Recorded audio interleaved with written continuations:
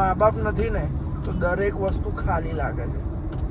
રાજ સમાયનો podcast જોયો કરણ ઓજલા સાથે.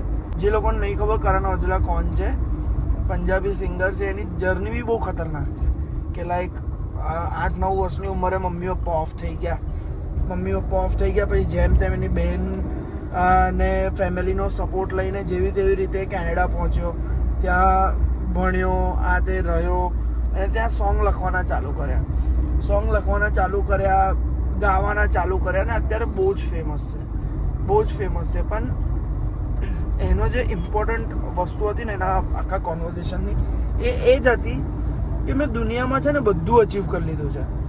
દુનિયામાં એવું કશું રહ્યું જ નથી કે જે અચીવ એ નહીં કર્યું.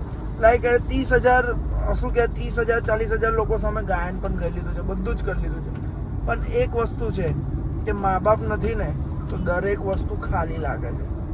તો કહે છે કે જ્યારે હું કોન્સર્ટ કરું, જ્યારે હું કંઈ પણ કરું ને તો લોકોને એક જ વસ્તુ કહું છું કે please spend time with your family. અને બહુ મોસ્ટ ઇમ્પોર્ટન્ટ વસ્તુ છે.